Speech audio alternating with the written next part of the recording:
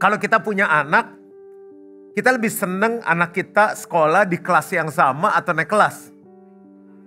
Anak saya ini udah kelas 5 SD 7 tahun loh. Nggak ada kebanggaan di dalamnya. Kita pengen dari TK, SD, SMP, SMA, terus S1, S2, S3, dan seterusnya. Betul ya? Yang profesional kerja ingin naik karir kah? Naik gaji? Ya. Wah, ini semua low profile nih, high profit. Yang pengusaha ingin omsetnya naik, cuan lebih tinggi. Kalau dikasih kesempatan naik pesawat gratis, pengen kelas ekonomi, kelas bisnis, atau kelas 1? Gak mau kelas 1, first class. Suite. Kalau di hotel, mau kamar biasa yang 24 meter persegi atau yang suite? Yang gede, ada ruang tamu, ruang makan. Kenapa sih saya mulai dengan ini? Itu pertanda bahwa setiap kita ingin naik kelas. Gaji ingin naik, karir ingin naik, jabatan ingin naik. Bahkan sebagai bapak, kita pengen anak-anak kita naik. Mulai dari naik kelas, nanti dia bekerja, karirnya naik, bisnisnya naik. Itu sangat normal sekali. Nah demikian juga Bapa di surga ingin kita anak-anaknya naik kelas, naik level. Makanya saya beri judul khotbah saya Next Level Faith. Langkah iman yang berikutnya. Jangan jadi orang Kristen yang gini-gini aja. Yudas 1 ayat 20 sampai 23. Kita baca dengan suara yang keras, suara yang semangat. Karena ini jemaat yang paling fresh. Bisa tidur cukup, makan, udah fitness, udah nonton, udah main sama anjing, udah segala macam. Ini yang paling fresh, saya bisa berasa sekali. Walaupun perasaan bisa salah. Yudas 1, kita baca sama-sama 2, 3. Akan tetapi kamu saudara-saudaraku yang kekasih, bangunlah dirimu sendiri di atas dasar imanmu yang paling suci dan berdoalah dalam Roh Kudus. Jadi bisa dibangun, iman kita tuh bisa dibangun. Nah saya mengajak kita untuk level iman kita itu naik. Di atas itu selalu lebih menyenangkan. Pemandangannya lebih bagus. Katanya ya apartemen itu kalau lantai bawah tambah naik tuh tambah mahal. Yang di atas namanya penthouse. Wah bisa lihatnya jauh. Dekat sama Tuhan. Doanya lebih gampang dijawab. Katanya makanya mahal di penthouse. Langsung aja ada beberapa next level faith yang harus dibangun. Ada kurang lebih 27 poin. Yang pertama, kita harus naik level dari iman kerumunan kepada iman pribadi. Ada orang yang senangnya tuh rame-rame. Kita kebaktian doa yuk. Pertanyaan gini, siapa aja bro yang datang gitu? Kelompok sel, siapa aja bro yang datang? Ya kan? Tapi giliran dapat untung, diam-diam, enggak siapa bilang isu kali gitu. Jadi kita senangnya kalau ikut Tuhan tuh lebih rame-rame. Saya gak tahu apakah kultur orang Indonesia. Tapi di Alkitab ada. Masih ingat cerita yang 10 orang kusta ketemu Yesus kan minta disembuhkan. Terus Yesus bilang apa sama mereka? Pergi, perlihatkan dirimu kepada imam. Loh sedangkan orang kusta punya peraturan itu gak boleh deket-deket. Dia harus ngomong kusta begitu. Nah yang luar biasa, kalau ketemu Yesus hidup kita nggak pernah sama lagi. Saya ulangi sekali lagi, kalau kita ketemu Yesus hidup kita nggak pernah sama lagi.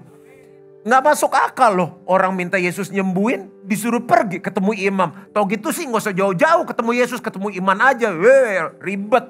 Mestinya kan Yesus ayo musik haleluya 12 kali, tumpang tangan, tumpang kaki gitu pengennya. Tapi Yesus bilang pergi perlihatkan dirimu kepada imam.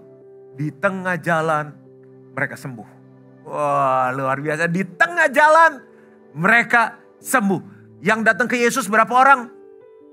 Wah luar biasa kesepakatan kita jalan loh. Pendeta bertanya, jemaat menjawab. Yang datang ke Yesus berapa orang? Yang sembuh berapa orang? Nah sudah mulai gak sehati nih. Dalam kesehatian berkat Tuhan dicurahkan. Yang datang 10, yang sembuh 10. Yang bersyukur siapa tuh? Kita. Siapa tuh? Kita juga bingung. Yuk baca ayatnya deh. Lukas 17 ayat 15-19. Seorang dari mereka ketika melihat bahwa ia telah sembuh, kembali sambil memuliakan Allah dengan suara nyaring. Lalu tersungkur di depan kaki Yesus dan mengucap syukur kepadanya. Orang itu adalah seorang Samaria. Lalu Yesus berkata, bukankah ke-10 orang tadi semuanya telah menjadi tahir? Di manakah yang 9 orang itu? Tidak adakah di antara mereka yang kembali untuk apa? Memuliakan Allah selain daripada orang asing ini. Lalu ia berkata kepada orang itu, berdirilah dan pergilah, imanmu telah menyelamatkan engkau. Iman kerumunan apa sih? Iman yang hanya mencari mujizat. Begitu sembuh, bye-bye. Begitu dapat jodoh, bye-bye. Begitu proyeknya gol, bye-bye Yesus. Dia nggak cari pribadinya, tapi cari mujizatnya. Iman kerumunan adalah iman yang gak setia. Saat susah dekat sama Tuhan, saat senang dia jauh dari Tuhan. Sayonara. Iman yang egois hanya mikirin untukku, gak pernah mikirin Tuhan maunya apa sih. Iman kerumunan adalah iman yang apa? Tebengan. Dia ikut, saya ikut. Kalau dia melayani, lu melayani gak? Lu melayani gak? Yuk lu melayani, gue melayani gitu. Kalau gue sih rencana masuk neraka, wah lu aja sendiri gitu. Jadi semuanya tebengan, gak ada surga sendiri-sendiri. Iman yang menerima dan bukan memberi, pengennya nerima aja. Apalagi Tuhan, apalagi? Ini gereja bisa kasih apa lagi? Pastor Jojo, Pastor Henny bisa kasih apa lagi gitu. Itu iman kerumunan. Jadi mesti naik level. Caranya gimana? Siapa yang mau tetap iman kerumunan? Janganlah, jangan dijawab. Kita harus pindah ke iman personal, pribadi dengan Tuhan. Nah, satu orang kusa yang kembali kepada Yesus memberi contoh. Dari sini kita belajar apa actionnya, apa yang harus kita lakukan untuk naik level dari iman kerumunan kepada iman pribadi. Dikatakan dia kembali kepada Yesus dan sujud kepadanya, artinya apa? Kembali ke mezbah. Banyak kita pujian penyembahan cuma hari Minggu doang. Wah, ngangkat tangan sampai sebelahnya, terima kasih Tuhan. Wah dia luar biasa, lompat-lompat, tepuk tangan, wah semangat banget. Sebut worship, impact worship, NDC worship, JPCC worship, Hillsong worship, Symphony worship, Gilgal worship, semua di luar kepala. Wih keren, tapi cuma jagonya Minggu.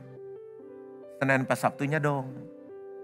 Iman pribadi, gak rame-rame, hari Senin, besok pagi bikin surga gempar, berlutut, bangun pagi dan bilang gini. Saat pagi hari ku datang lagi, sama-sama yuk, menghadap Tuhan dan rendahkan diri. Ini kayaknya mudah-mudahan nih, udah gak tahu lagunya. Oke, Om ganti lagunya. Lagu yang terbaru adalah dengan apa kan ku balas segala. Tuh ya ampun suaranya, ampun. Mbok tiap pagi, begitu Tuhan dan malaikat keliling kelapa gading, ya ampun. Tapi apa yang Tuhan temukan selama ini? Di gereja boleh jago, itu iman kerumunan. Oh, besok pagi. Amin lah, bagus banget ini bagian ini. Ya tapi kalau mau iman kerumunan sih terserah, ini kan cuma belajar. Menurut Bapak Ibu Saudara yang tahu berterima kasih yang orang kusa yang satu itu atau yang 9? Jadilah yang satu itu. Dia kembali ke mezbah dan memuji Tuhan. Ada kuasa di dalam puji-pujian.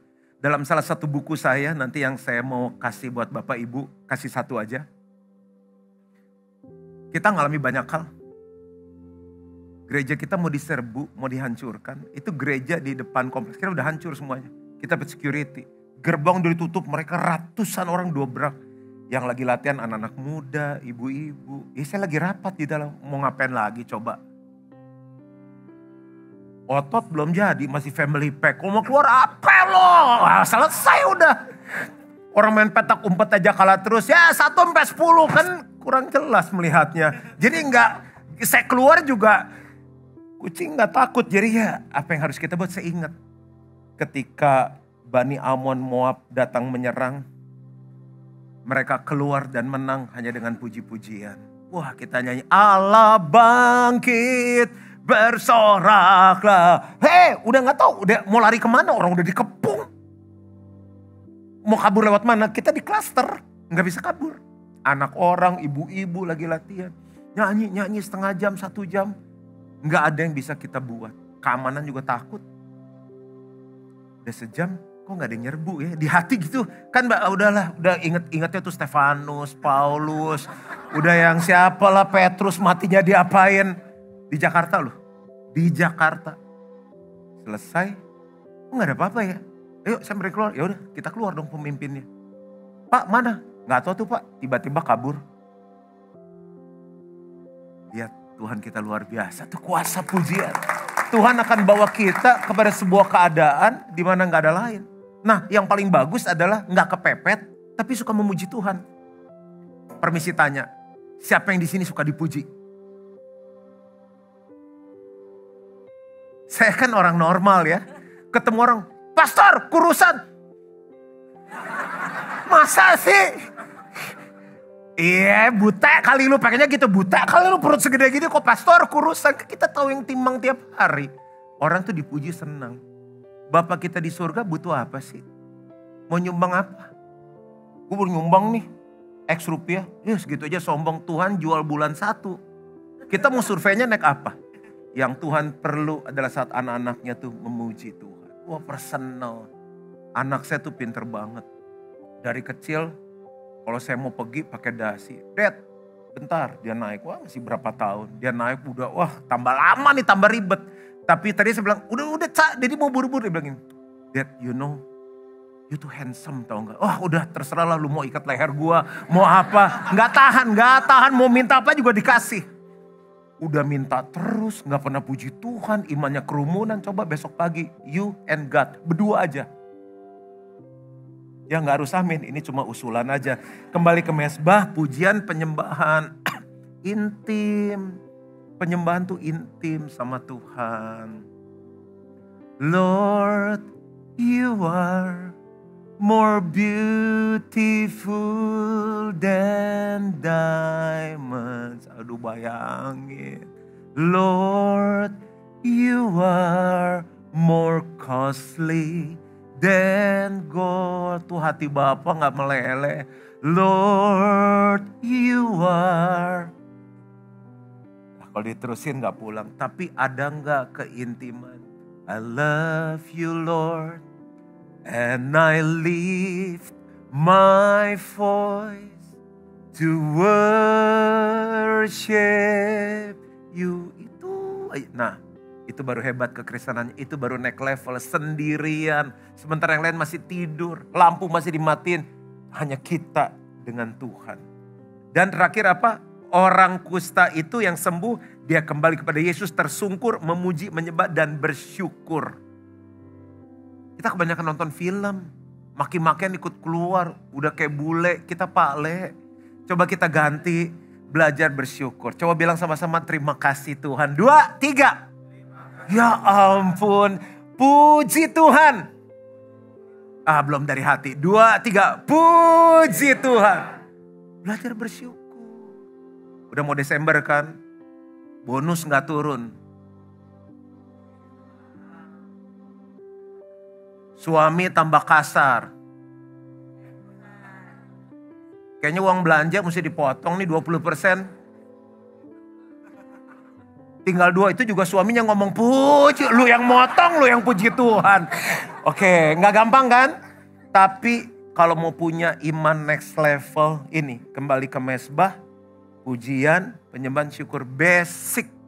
Tuhan butuh apa sih dari kita? Dia yang punya langit bumi beserta segala isinya. Yang kedua, kita mesti shifting dari iman pasif ke iman aktif. Lebih senang punya karyawan yang pasif atau aktif? Aktif. Anak-anak lebih senang pasif atau aktif? Aktif yang ini loh ya. Udah habis makan rame-rame diem aja. Mamanya yang ini, mamanya yang masak, mamanya yang nyiapin, mamanya yang balikin piring ke dapur, mamanya nyuci piring, angkat kaki, main game, gigit. Anak zaman sekarang, kita harus ayo bantu mama cuci piring. Kita manja, nanti ketemu suami. Kalau ketemu suami yang baik, udah gak bisa masak Indomie gosong. Kita senang anak-anak kita aktif, karyawan kita aktif. Pasif tuh menerima saja, tidak giat. Aktif itu bergerak. bekerja, menjalankan fungsi. Masih ingat cerita wanita yang udah 12 tahun pendarahan? Kita kalau baca nggak ngerenungin, cuma 12 tahun, cuma pendarahan aja, cengeng. Pendarahan tuh lemes loh. Saya bukan wanita, tapi saya melayani jemaat-jemaat yang wanita, yang punya case-case, itu lemes. 12 tahun lama loh. Udah ke berbagai tabib, udah keliling. Berulang kali, dia berulang kali. Nggak sembuh-sembuh, jadi udah ganti-ganti, terus berulang, coba lagi, siapa tahu sembuh, nggak sembuh-sembuh. Uangnya habis. Kan belum ada asuransi dulu, zaman dulu. 12 tahun lama loh. Sakit gigi 3 hari, kita pengen tonjok semua yang kita lihat, tuh sakit gigi. 12 tahun itu, 12 kali Natal loh. We wish you a Merry Christmas. 12 tahun masih pendarahan. Ulang tahun berapa kali? 12 tahun. Happy birthday to, lemes, gak bisa pesta pendarahan. Happy birthday to me. Karena cuma kita yang ulang tahun. Imlek 12 kali. Kungsi, kungsi, kungsi. Lebaran 12 kali. Lebaran sebentar lagi. 12 kali, capek. Habis. Dia gak tahu harus buat apa. Dan dia dengar tentang Yesus. Kalau kita jadi wanita, udahlah terserah Tuhan mau panggil, panggil lah. Tapi itu wanita gak nyerah. Di mana-mana ya, saya kan sekolah teologi ya. Terakhir S3, tinggal ngerjain tesis. Yang saya tahu, kita menumpangkan tangan tak seorang sakit dan orang itu sembuh. Nggak pernah dosen saya ngajar atau saya baca di Alkitab, lalu kita memegang baju pendeta kita dan kita sembuh. Itu kan baru di kasus ini. Dia bilang gimana ya, orang banyak, sibuk, udah sampai overflow kebaktian. Ya udahlah, nggak ditumpangin tangan, saya jamah aja kan dia berkuasa, pasti sembuh. Berarti apa? Dia selalu ketemu cara untuk melakukan sesuatu, nggak gampang nyerah. Coba bilang sama-sama, aktif.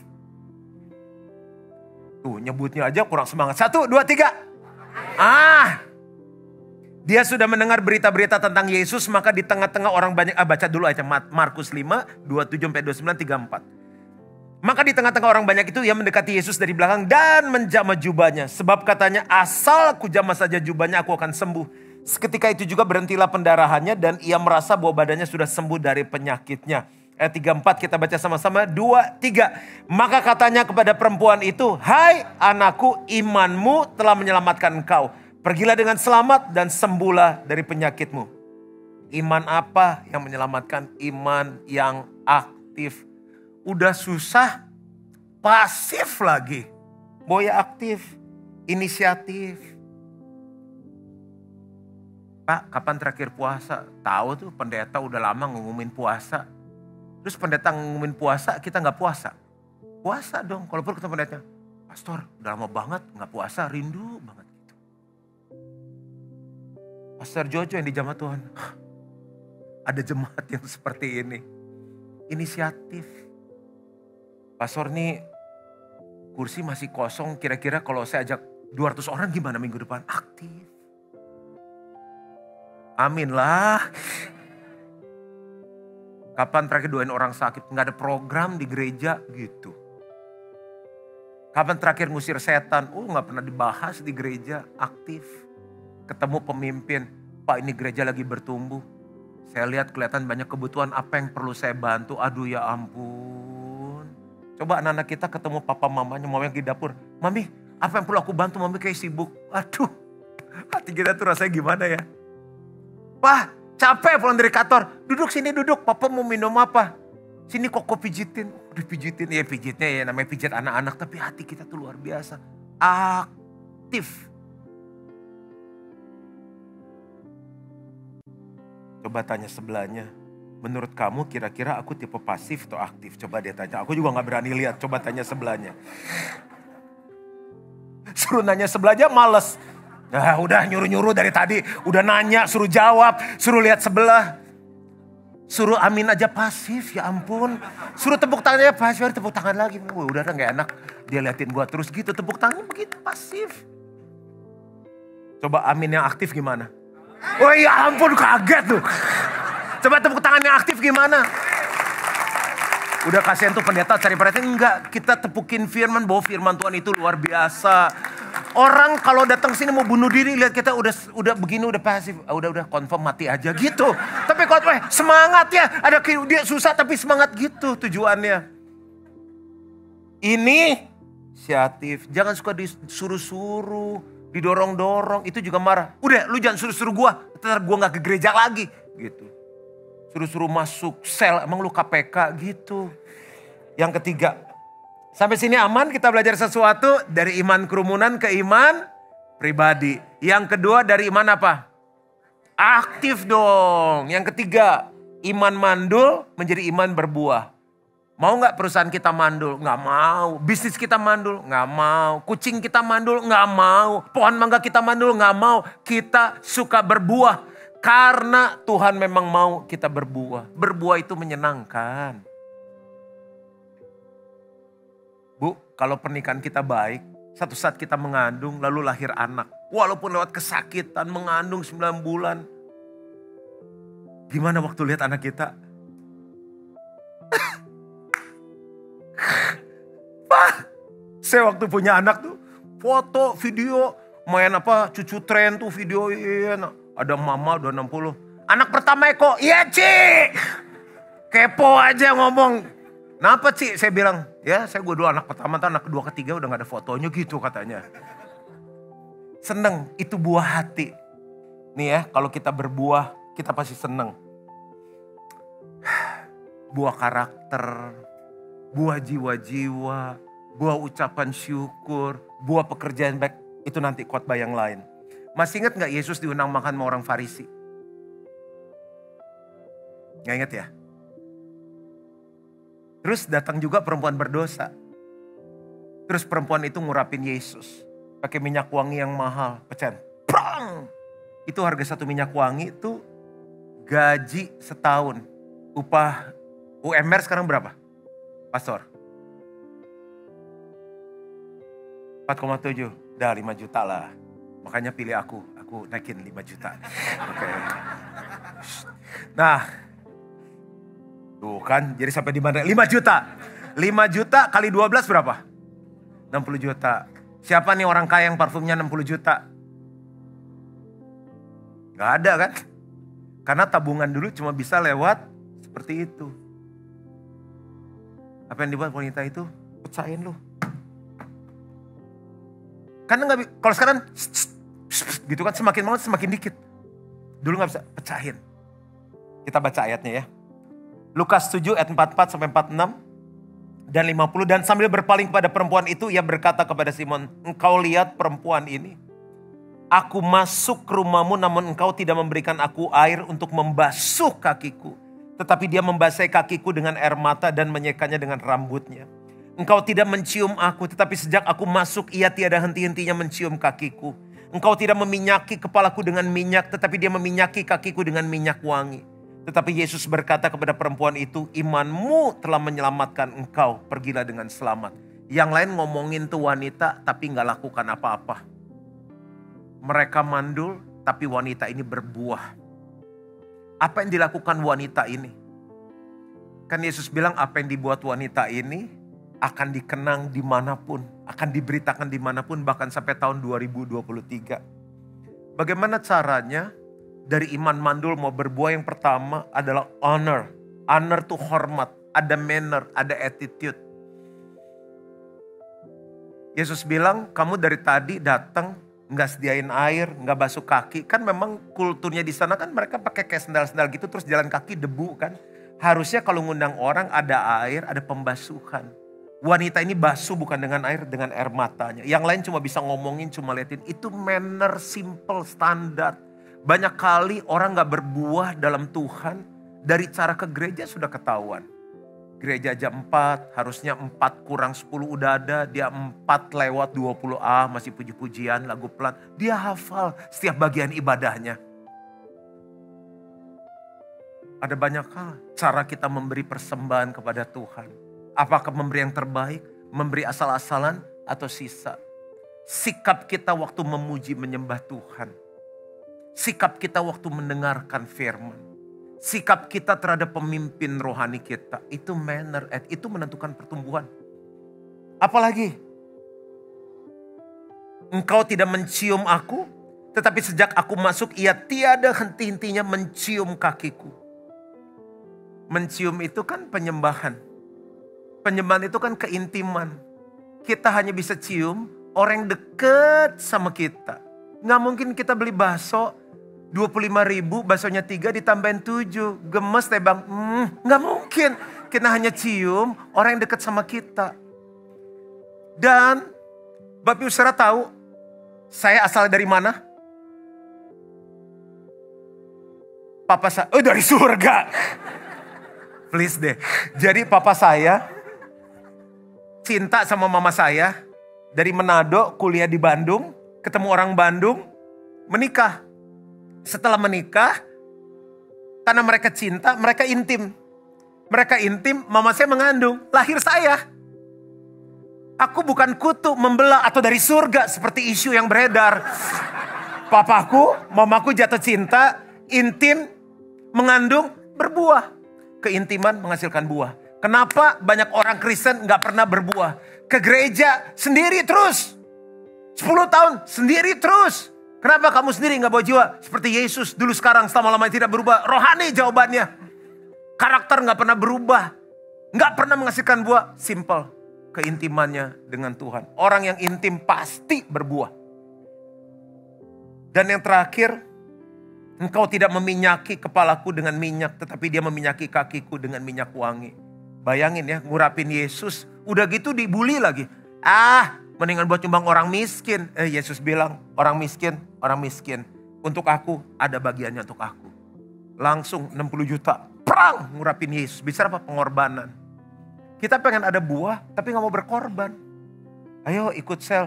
Aduh, orang sibuk. Tuhan cari orang sibuk. Kalau orang nganggur, dunia aja gak mau pakai. Kita kalau jawab hati-hati loh. Aduh gak ada waktu. Itu urusan sama yang ngasih waktu loh. Oh gak ada waktu, mau pulang gitu. Kan kasihan, terlalu sibuk, gak ada waktu. Di sana pujian penyembahan, 24 jam sama angel, sama mainannya kan. Jangan pernah nyombong, bilang gak ada waktu, sibuk. Itu gak sopan loh, sama yang ngasih waktu. Di mana-mana Senin 1 hari, Selasa 1 hari, Rabu 1 hari, Kamis 1 hari, Jumat 1 hari, Sabtu 1 hari, Minggu 1 hari. Ya udah, kalau aku pelayanan minggunya 2. Bingung lu kalau minggunya 2. Kan dipotong Seninnya. Jangan pernah salah jawab, itu manner sama Tuhan. Kalau dia suruh kita melayani, berarti dalam 7 kali 24 jam dia tahu kita bisa. Di mana-mana berkorban itu baru ada buah. Bu, yang pernah hamil angkat tangan. Yang 9 bulan kan? Tuhan 3 bulan aja. Anak cicak itu. Anak orang 9 bulan. Anak saya prematur 6 bulan lebih 1,2 kilo. Lahirnya pala bolong, mata susah. 9 bulan. Gak bisa. Terus capek berat. Gak bisa tidur. Mesti pelan-pelan. Makan mentah-mentah gak boleh kan? Sashimi gak boleh makan hati-hati. Wah sambil 7 orang, Pak basket dulu ya. Wah gak bisa. Itu pengorbanan. Bu baju-baju seksinya dikemanain bu? Mana bisa long dress dasar adem. Wah. Terus nuruninnya susah gak? Susah. Panggil acim-acim, ciapo dulu. Gak boleh keramas, rambut udah minyakan, kutu, kecoa. Semua itu pengorbanan. Oke, mau berbuah? Punya mental apa? Hormat sama Tuhan. Intim, berkorban, baru ada buah. Ini gereja emang sulap. Abakadabra jadi ici. Tanya pendetamu berkorban gimana? Yang keempat, tinggal 23 lagi. Kita harus shifting dari iman transaksi ke iman relasi. Transaksi tahu nggak? Ini gue bayar segini, gue dapat apa? Itu kan transaksi. Kita ketuaan main transaksi. Pak melayani, biar apa? Pak terima Yesus biar apa? Selamat. Boleh juga ya cuan. Kan masuk surga kan, gratis kan? Cuan. Pak dibaptis biar apa? Ya memang percaya dibaptis kan diselamatkan. Cuan. Pak ke gereja apa biar diberkati? Cuan. Pak ikut semua tanya dapat apa? Biar apa? Dapat apa? Biar apa? Kita udah selamat, itu udah segalanya. Coba ambil nafas semuanya, 1, 2, 3.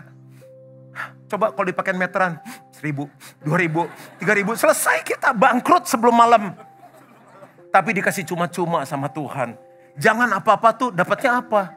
Biar apa? Maria ibu Yesus. Satu saat kan datang firman Tuhan, malaikat kan. Hai Maria, dari kamu akan mengandung dan melahirkan seorang anak. Dia akan dinamai Yesus. Jadi juru selamat dan Tuhan. Jadi jawaban bagi dunia. Bu, kalau kira-kira itu datang ke ibu seneng gak? Wow, kan gitu kan.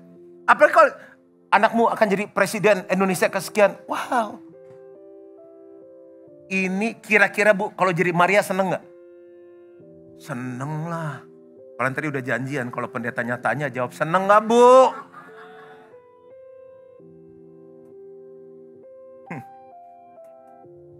Udah mikirin belum apa yang dialami Maria? Mengandungnya, dia kan terjadi conversation tuh gak ditulis kan. Jadi nanti sama Yusuf nih, jadi maksudnya kawinnya dicepet. Enggak, sama Roh Kudus. Roh Kudus siapa? Anak Gading, anak Sunter, anak Pulau Mas. Bukan, Roh Kudus tuh udah pusing loh. Pusing, hamil sama Roh Kudus. Satu. Kalau hamil belum menikah risikonya apa? Di zaman itu, mati. Mati. Kalau juru selamat keburu lahir, kalau gue mati duluan, dia bisa debat tuh. 2. Ketiga, sama teman-teman sekolah diapain? Maria genit, Maria genit. Ya, orang baru pacaran udah hamil, genit, abis. Sama teman-teman abis. Sama masyarakat risiko mati. Ngomong sama Yusuf dong. Biasa kan pacarannya gini, yuk kita angkat satu lagu. Maria sama Yusuf kan, pujian, PA. Terus Suf, gue penting banget nih lu datang deh. Suf, gue hamil. Apa? Muncrat. Terus coba jelasin gimana sama Yusuf. Kamu sama siapa? Sama Roh Kudus. Anak mana? 2 kali ditanya. Anak Gading, anak Pik, anak bukan. Roh Kudus. Udah susah, dianggap gila. Ke mertua dulu atau ke papa Yusuf lah, ke papa mamanya dong ngadu kan. Hamil, genit. Panggil. Oh, panggil. Masih om dong, belum kawin. Maria. Om gak nyangka. Rambut panjang. Hati pendek. Wah, udah. Dah, itu baru papa, belum mama. Biasa kalau emosi, mama dulu maju atau papa? Kalau di Gading. Papa diam, mama keluar. Wah, sampai muncrat. Mama gak tahan. Maria duduk. Tante tuh pernah muda. Nafsu tuh mesti dikontrol. Mata. Wah. Tante kecewa. Sakit. Selesai, udah. Dia harus ngadep papa mamanya gak? Ada. Mana Yusuf? Bukan Yusuf, Pak Roh Kudus. Ditanya lagi anak mana? Ya susah lah mau Gading. Itu udah ribet lah. Kita cuma seneng yang Papa gak bisa ngomong apa-apa. Papa antar tiap minggu ke Ici. Udah parkir susah. Wah, jangan buka rahasia. Wah, udah terus. Papa tuh antar jemput panas Gading. Hancur, Maria tuh hancur. Untung atau rugi? Rugi. Rugi bandar, besar. Dia bilang, malaikat cancel. Lu cari aja si Meme atau siapalah tuh hamil. Tapi apa yang dia jawab? Oke, kita baca ya. Kata Maria pada malaikat itu, bagaimana hal itu mungkin terjadi karena aku belum bersuami. Kata Maria, ini keren banget nih. Sesungguhnya aku ini adalah hamba Tuhan. Jadilah padaku menurut perkataanmu itu. Lalu malaikat itu meninggalkan dia. Iman yang dewasa bukan transaksi. Dapatnya apa? Terus biar apa? Tapi iman relasi. Aku mau lakukan ini karena aku hamba Tuhan. Engkau Tuhan, aku hamba. Aku lakukan ini karena aku mengasihi Tuhan. Nggak dapat apa-apa, aku lakukan karena cinta. Emang Yesus mati di kayu salib buat kita dapatnya apa? Nggak dapat apa-apa. Dia mati pun kita belum terima Yesus. Dia mati saat kita masih berdosa. Apa action plan-nya? Hubungan di atas keuntungan. Udah Senin sampai Jumat aja yang cari untung. Masa Sabtu Minggu dibawa cari untung? Yang terakhir, saya undang teman-teman pemain musik. Kita harus next level. Masih semangat? Satu lagi. Naik level iman statis ke iman kreatif. Statis itu artinya gini. Tidak aktif dan tidak berubah. Gitu Selalu aja. Tapi kalau kreatif, mentalitas yang selalu memikirkan gagasan baru dan sesuatu yang berbeda. Tahu cerita yang orang lumpuh itu? Orang lumpuh dan temannya kan? Main sama-sama nih, ngebami bareng, main game bareng. Tiba-tiba lumpuh satu. Kalau kita punya teman gitu, kita apain?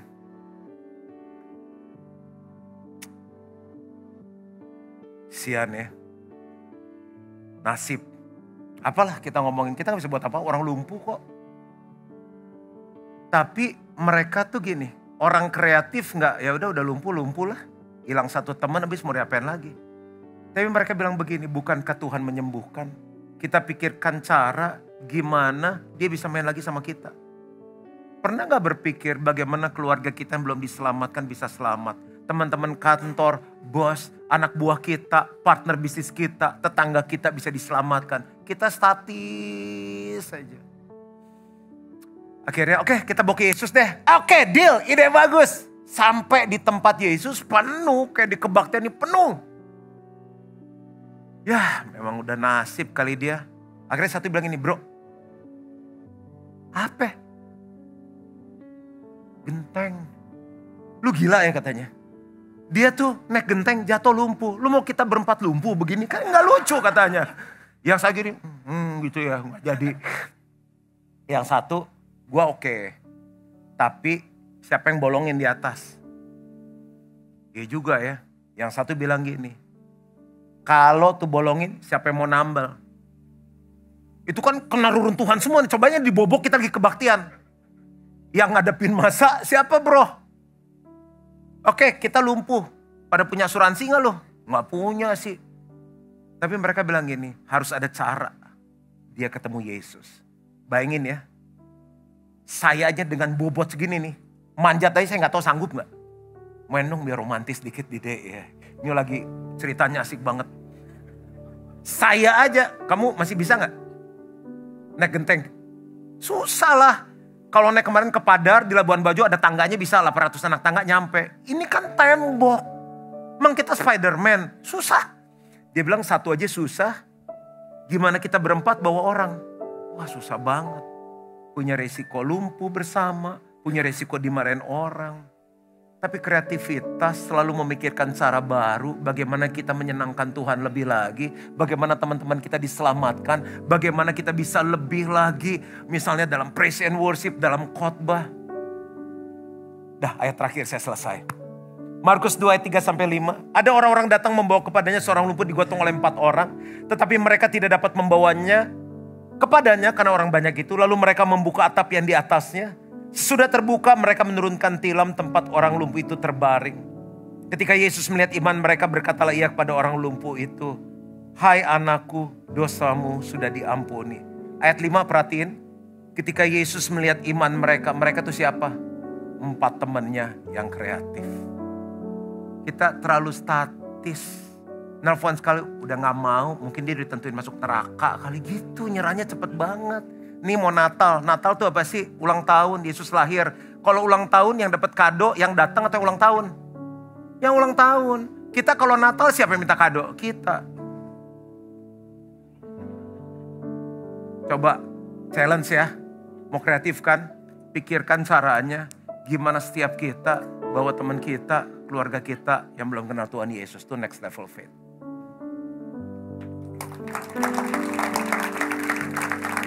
Udah selesai, Tuhan memberkati.